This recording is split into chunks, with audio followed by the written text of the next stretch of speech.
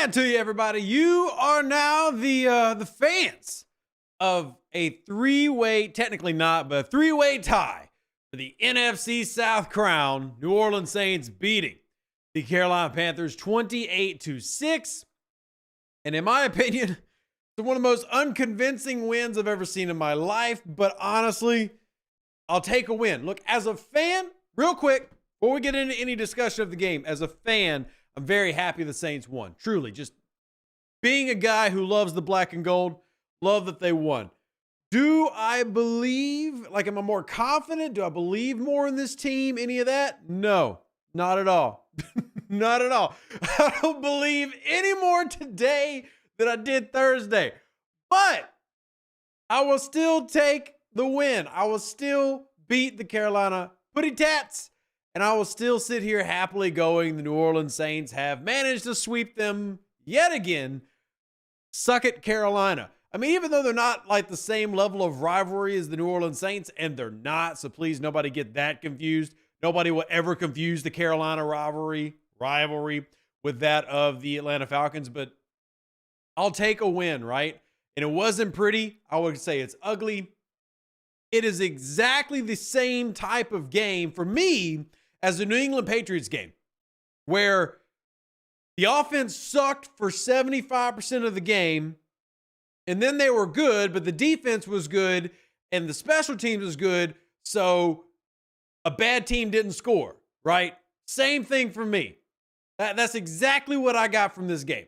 I got a defense that did solid except for stopping the run, which apparently they can no longer do because the Carolina Panthers ran 39 times for 204 yards. And no, not all of that was Bryce Young. He only had 3 scrambles for 40. So even if you take that away, that is 36 carries for 164 yards. It's no bueno. So we can't stop the run anymore, but the pass defense was definitely back, playing at a very high level, and that's without Marshawn Lattimore. So that deserves a little bit of love. Right above me, see Bryce Young going 13 for 36. 36 completion percentage. You'll take that all day long. And then Derek Carr being his most efficient and boring possible route. And again, this is a very misleading stat line. 18 for 26, which is 70%, 120 yards, super low. But literally this man had 14 passes for about 37 yards at one point in the game. Yikes. So, yeah, it's again, this is the most unconvincing win the Saints have had. I did love the early use of Alvin Kamara and Jamal Williams. It was good to see. And then Jimmy Graham getting a couple of catches and another tutty. It's fantastic. What's crazy and wild is Jimmy Graham now is the sole owner of 5th all-time for New Orleans Saints players with receiving, rushing, kick return, etc. touchdowns. He is now 5th all-time by himself. Shout out to him. That's freaking amazing. And this is insane to me. I never would have thought this coming into the year. He now has more touchdowns combined than every other tight end on the roster receiving.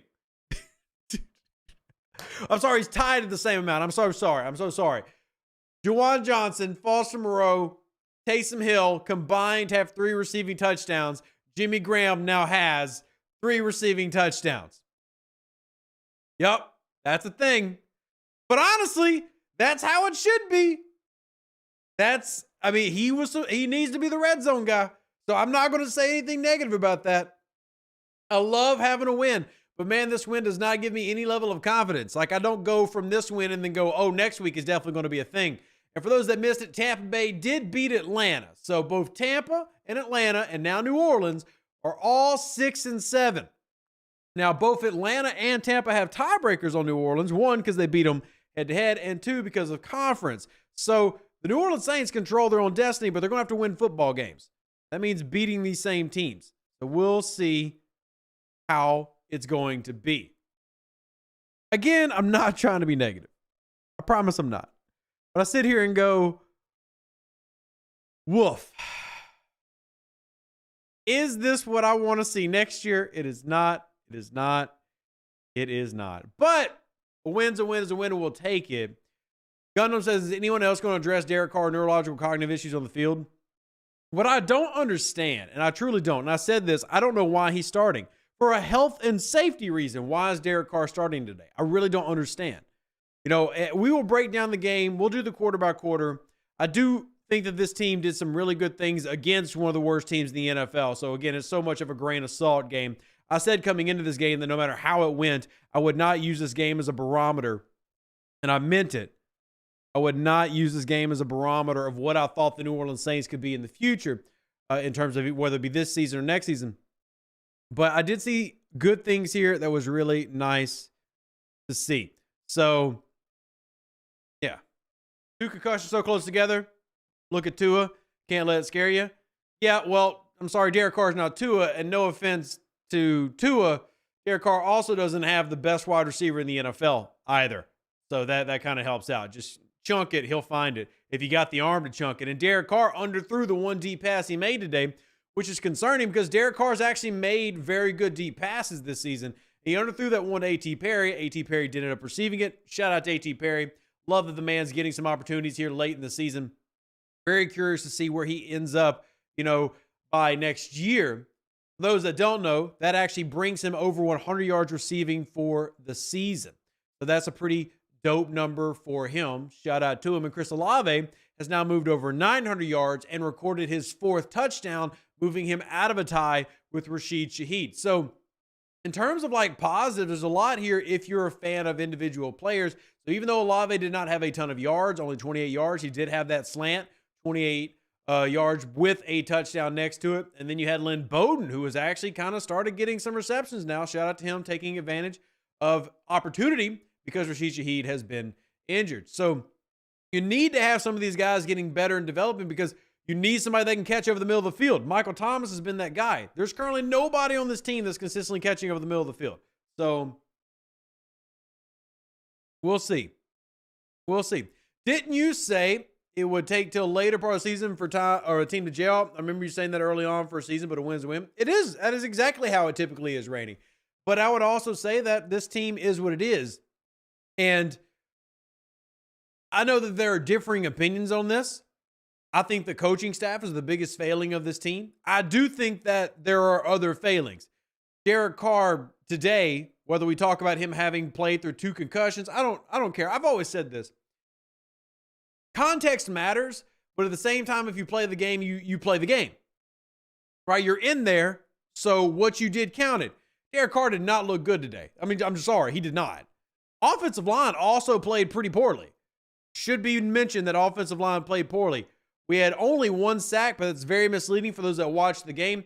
We had a play where it should have been a penalty.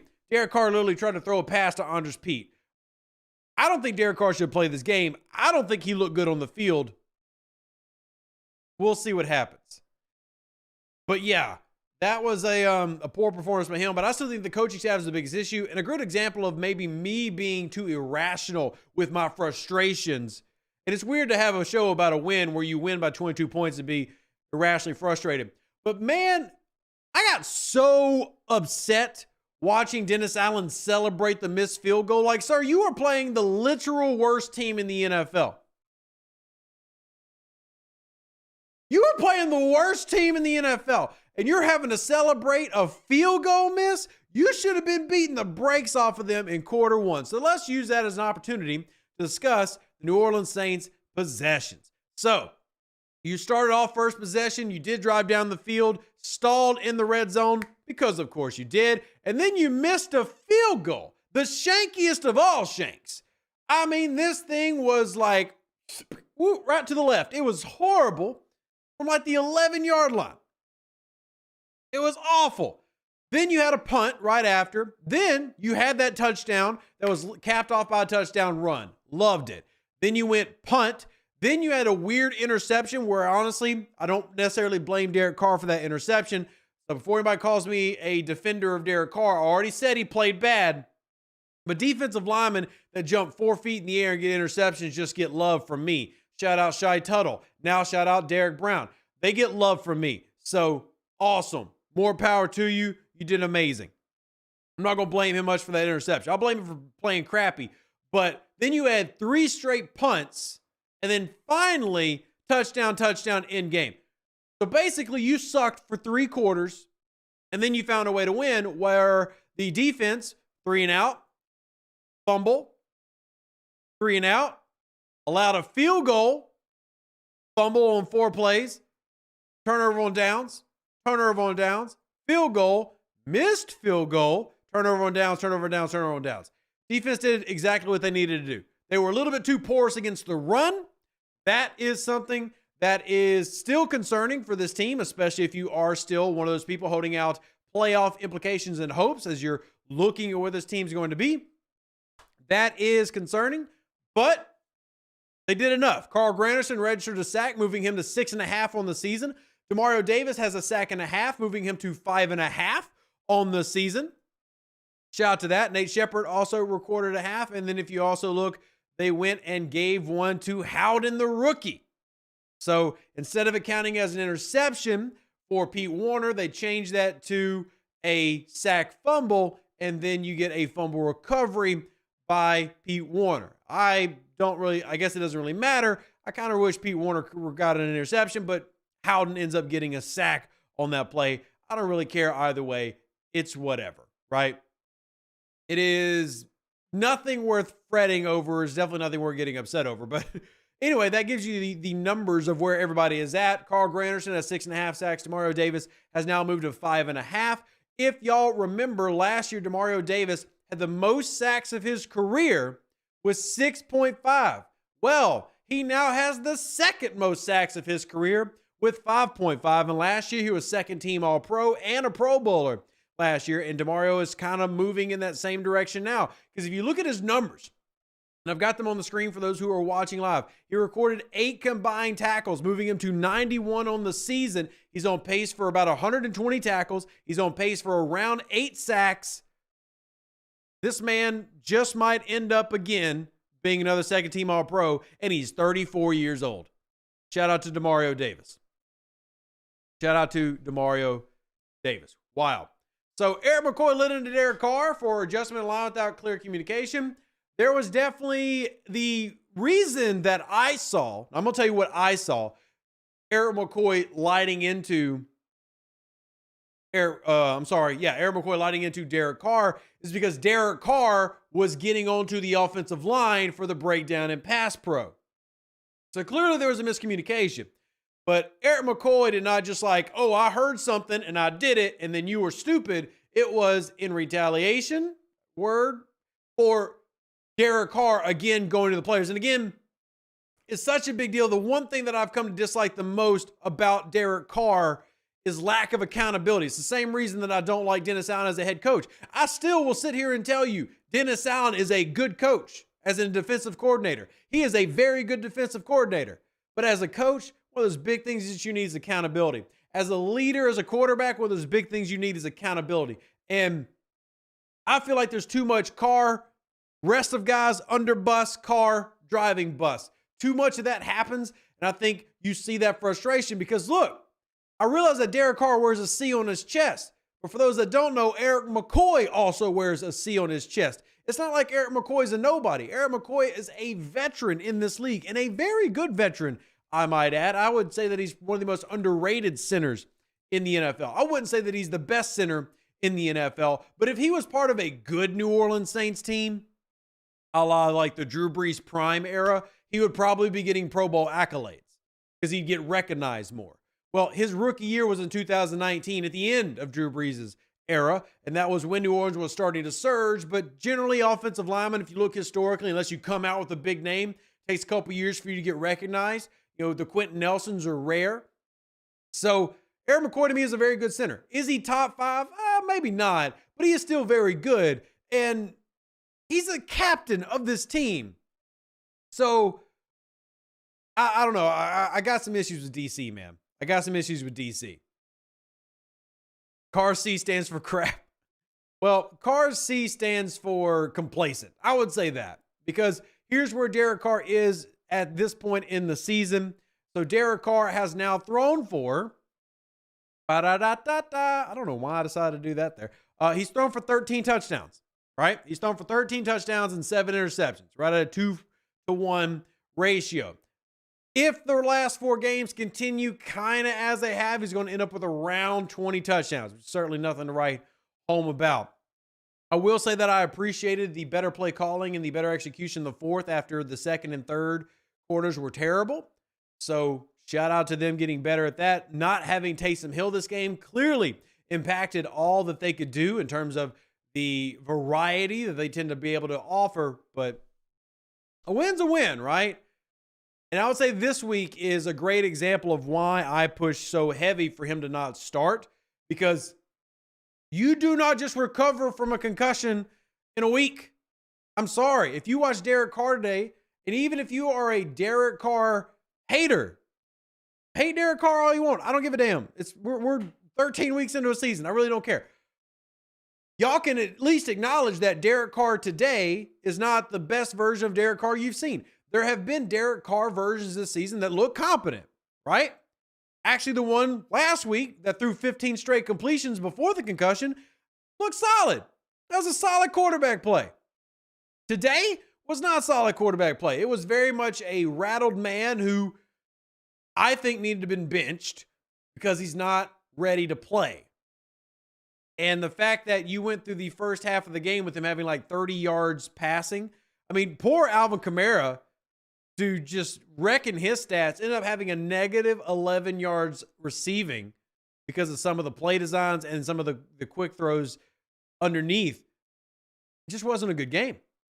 Again, I'm just not trying to hurdle all this on Derek Carr, but I did say that even if we won a big game this game, I wasn't going to come into it and go, well, I now believe in the New Orleans Saints. Because I don't.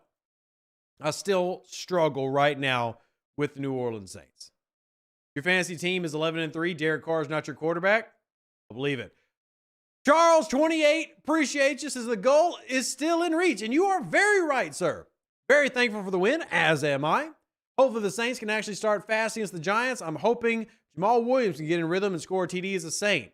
Abso-freaking-lutely. Love the positivity, Charles. And again, this is big because next week, as we talked about in our preview show, the New Orleans Saints are at home and have the chance to get back to 7-7, whereas the Tampa Bay Buccaneers, who just won, will go to Lambeau to play the Packers. This could be a very critical game. So the predicted weather, let's see, Green Bay weather, December 17th. Now, we are still a week away, but the expected weather is to be 42 degrees with rain and snow. So, like, basically sleet. That is the current prediction for the weather.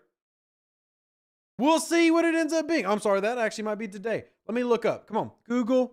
Give me better Google. I need monthly weather. All right. Today is the 10th. Okay, that was right. Okay, I was right. So it is 42 degrees with a low of 27 with sleet.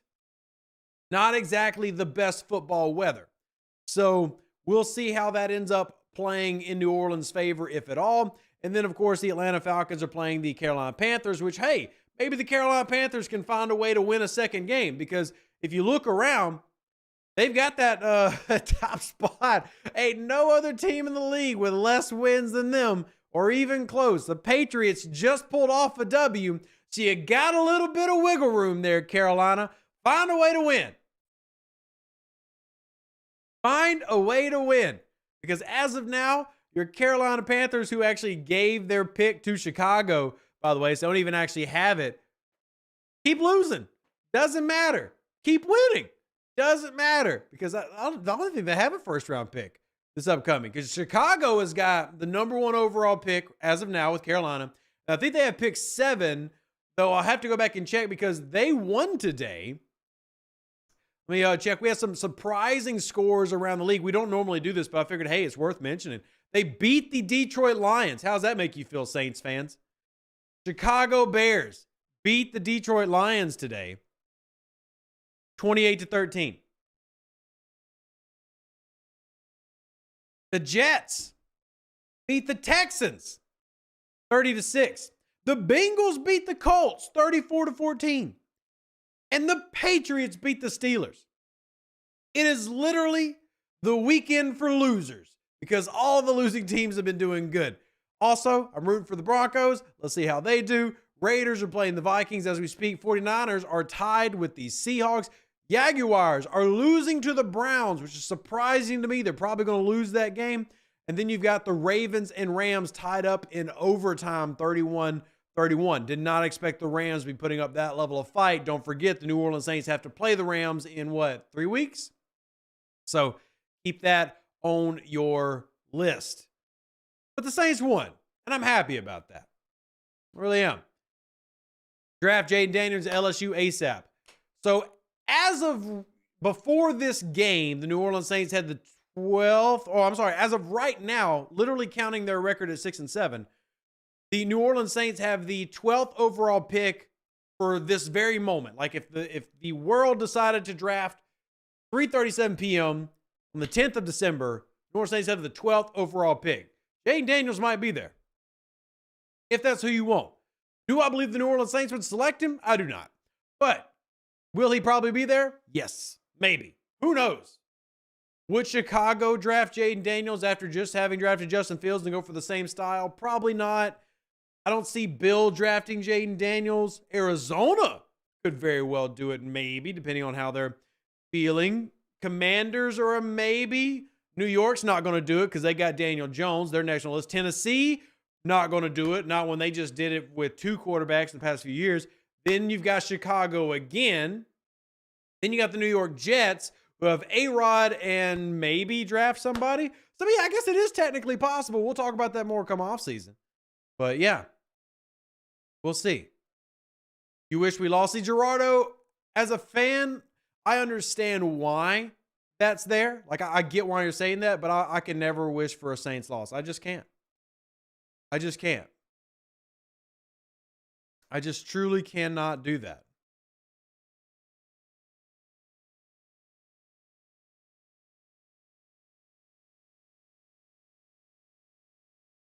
Yeah, I can't. I can't wish for them to lose.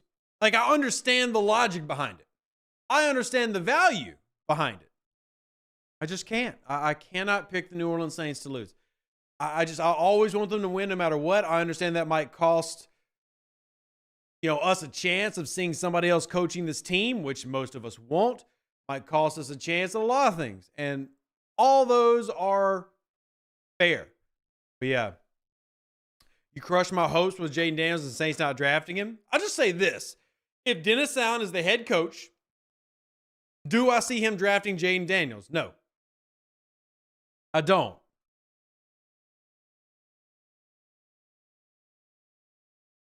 I don't. And I'm not trying to be like a jerk or anything. I just don't see that.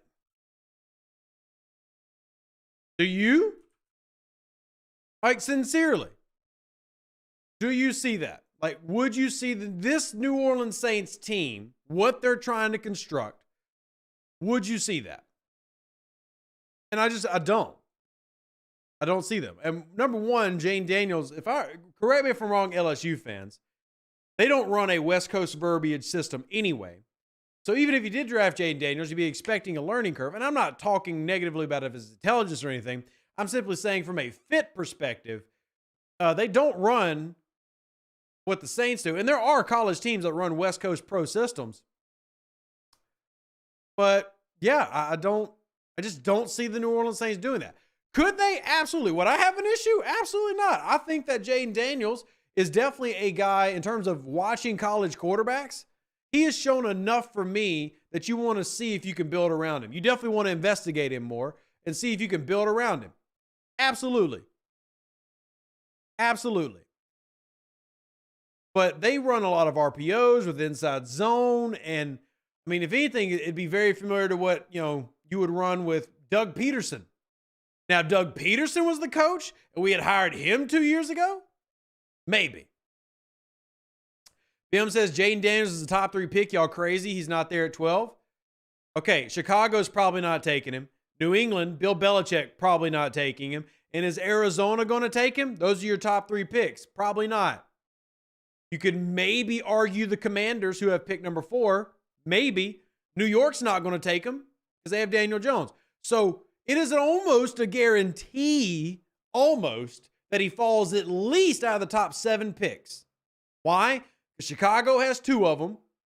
New England, Arizona, New York, and then Tennessee. It's almost guaranteed that Daniels gets past pick 7. And then you have the Jets and Vegas. Those would be the 2 that make you go, maybe. And then you have Atlanta, who clearly is not fully invested in Desmond Ridder, so maybe there. But to say that he's a top 3 pick, who's picking him? Who's picking him? And none of that's a knock on him, by the way. That's just an acknowledgement of who's picking. Yeah. League says tanking for draft creates a losing mentality for the young players. Agreed. I will never be a fan of tanking. Bim says the Cardinals. But are the Cardinals going to do that? Are they? I mean, logic might say maybe. But are they? I'm not even 100% sure that they're going to move on from Kyler Murray yet. I mean, they might. I'm not saying they won't. I'm not 100% sure they are. They're in the evaluation process. We'll see. Could. Absolutely could. But then you also run into the again, fit, and again, because again, Murray's only played like 4 games this year. So do they even have him as their top quarterback? Because just because you win the Heisman doesn't mean you're the top quarterback for an NFL team. So anyway, all of that to say, it actually is semi-realistic to believe that the New Orleans Saints continue on the current path they're on, that Jayden Daniels is somewhere in the vicinity. You can make a move for him or draft him. Absolutely. But yeah. We'll see. Breach says Cards would never. They're 2-2 in a different team with Kyler. Yeah, I mean, I think, again, the whole thing is Kyler Murray, is he healthy, right? But Kyler Murray was Offensive Rookie of the Year. He earned 2 Pro Bowl nods. It's not like he's a scrub. But past 2 years, injury, I get it. I'm just simply saying that if you're a Saints fan wanting Jayden Daniels, it's not unrealistic based on draft position. It's just more of a Dennis Allen thing. Now, Mr. Don says, I don't think the Saints believe Carr is the answer. Oh, I've said that all year. Okay, somebody else says it, and it's a brilliant comment on YouTube. It's a great comment, by the way. I've said it all year long. Of course I don't think he's the answer. Look at his contract. Nothing about Derek Carr's contract says New Orleans believes in me is the answer. Nothing. Nothing in that contract says they believe in me.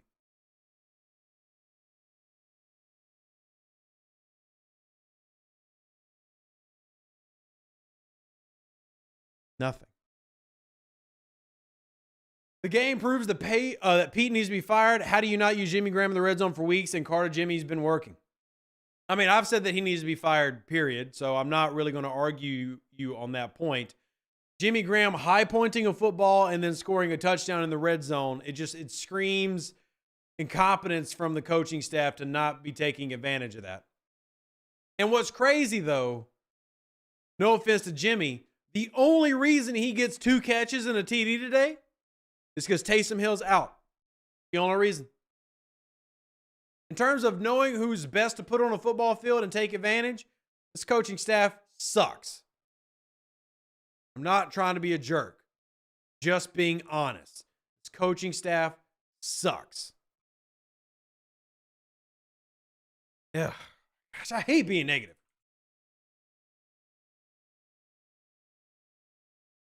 I really do. I don't like negative. Yeah. Because that wouldn't have happened. If Taysom Hill plays today, you don't see Jimmy Graham. Very well could change what it was a successful red zone run. You went 3 for 4 in the red zone. Tavia says, I think no matter what, Carmichael's going after the season. My only thing with that is, and again, this is not Rev trying to be negative. Who are they replacing him with? Because I don't think they've been able to find somebody who's willing to coach as the OC for this team. I do believe they tried to replace him already. And I do think that in year one, Dennis Allen wanted Pete Carmichael to stay. But I think in year 2, they saw that it wasn't working. They wanted to do something else. And they couldn't get anybody to come take the job. And I think part of that is because it's Dennis Allen. So, yeah. Jaden Daniels is still growing into his young body. The kid is literally evolving, improving. He can academically learn and apply any system. All right, so Gundam, I'm going to agree with everything you just said except for the last part because there's no proof to your statement. It's conjecture, and that's fine. I do agree with you that he's growing. I do agree that he's evolving, and he's definitely improved. I love what they're doing with virtual reality and flight sims to help with his cognitive processing. I think that is genius. There's nothing that says that he can for sure just translate to Air Coryell, translate to Earnhardt Perkins' play calling system, translate to West Coast. There's nothing that guarantees that. But I will agree with the other things. He is a young, in my opinion, very good football player. I don't watch LSU in terms of studying LSU until the offseason. But from the broadcast stuff that I've watched, which isn't enough to scout a player anyway, looks good. I want to be very careful. Even the best NFL quarterback prospects typically cannot translate to any system. They can't. Just even the best ones, even the Burrows and the Andrew Lucks, they don't transfer to any system. They're not that universal. It's very rare to have a guy literally that good. So I do agree that he's grown and improved, and I've loved the tape that I have seen of him, and we'll study him more in the offseason, which technically is next month. But I do want to be very clear that as much as I might like a player, I have never seen a quarterback that I just went, damn, no matter what you do, he's going to be that good. And I thought Joe Burrow Joe Burrow is the best quarterback I've ever personally scouted. And Joe Burrow is superior to Jaden Daniels. And even with Joe Burrow, I would not have said he is perfect for every system. So that's just me. That's just me. Ted says you aren't negative, just realistic. I appreciate it, but I prefer positivity. You know what I mean? I prefer being positive. I mean, my team just won 28-6. I am honestly excited about that, right? I just wish there was more consistency from this team because even in this game, there was no consistency. You know, it's honestly like watching my Pels who got absolutely blown out by the Lakers the other night. That was freaking embarrassing. Our next game's tomorrow night. It's just been inconsistency with sports in New Orleans. It's been like grinding my proverbial gears, if you know what I mean. So, but with the Saints getting hopefully a new offensive coordinator, we'll see what things look like after that. Yeah. And that Lakers game, if y'all are Pels fans, oh my goodness, that Lakers game. And can we say something real quick? Zion has not been like Zion dangerous this year. I'm not saying he's playing bad, but Zion is not like future MVP candidate Zion. He's just like top 15 small forward playing on the. He doesn't look in great shape. He doesn't have the same level of explosion. His offense. I mean, you can even see it in his stats. I'm not trying to turn this into a Zion Williamson podcast, but apparently I am. You can see it even in his rebounding. His rebounding is down. He's got his lowest rebounding of his career this year. He's only played 19 games, obviously, but lowest rebounding of his career. Now, his assists are up. I do think that he's seeing the court better, which is good. And his turnovers are down compared to last year, which is good. But his rebounding is down. His actual scoring down at the basket, he doesn't seem to have the same oomph that he had like that year that it was 2020, 2021. I thought Zion was going to be the best player in the NBA. He averaged like 27 points that season, 7 rebounds, and he was 20 years old. He's 23 now, and he seems worse than he was 3 years ago. Anyway. Yeah.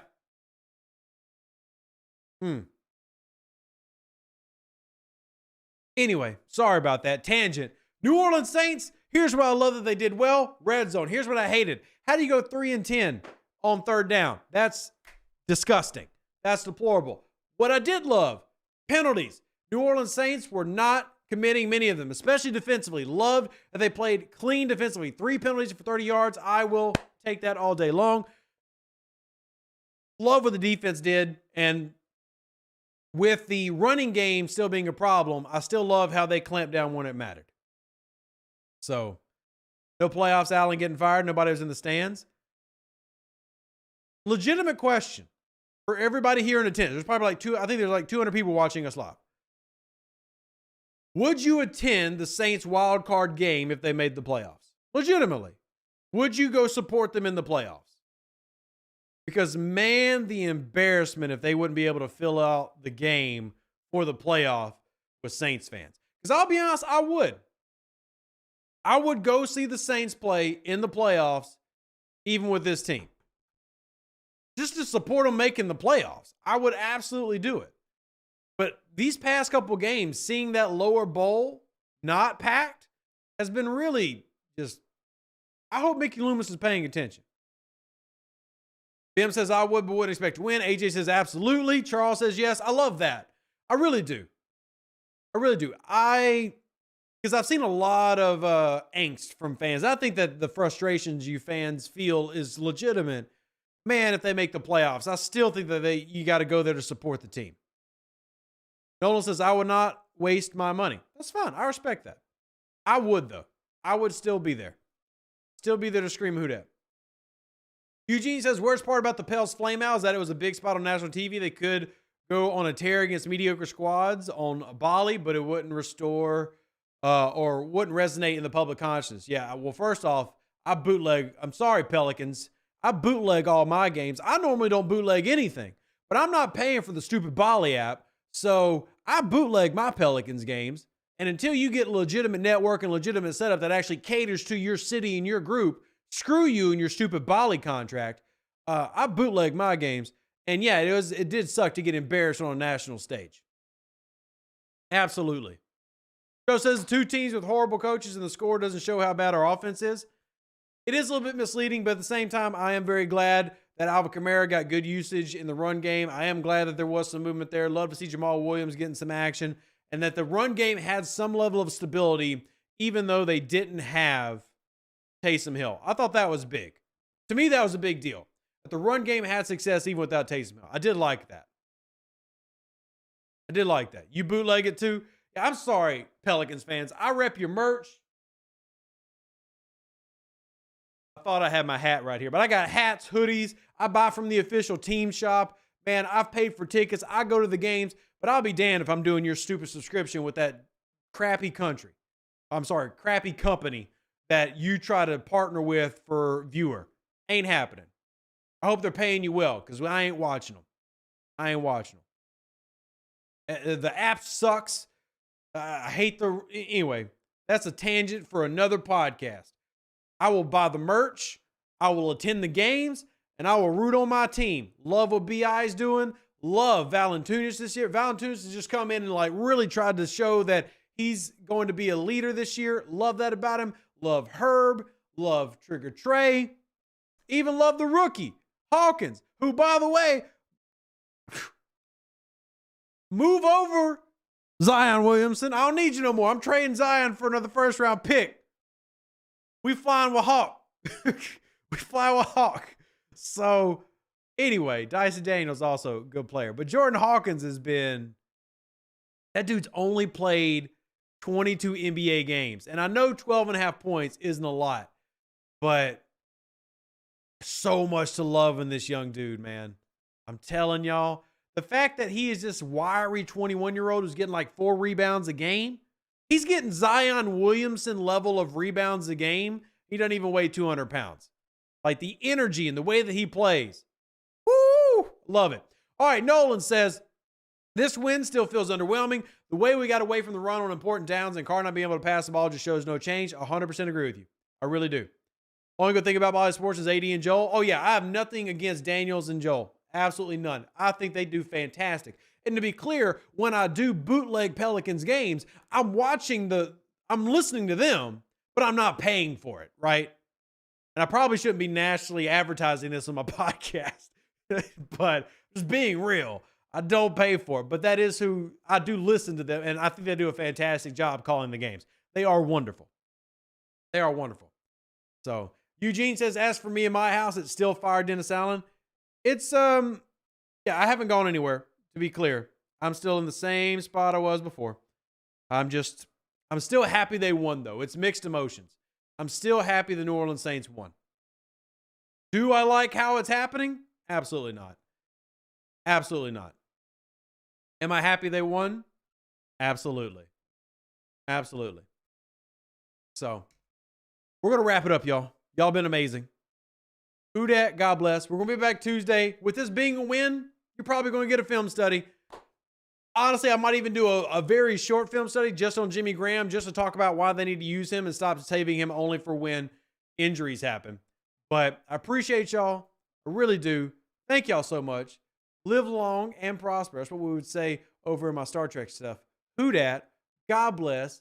Deuces. That's me. Catch you on the next one. And we'll catch you Tuesday. And yeah, we might do a little short Jimmy Graham one because I think he's earned it.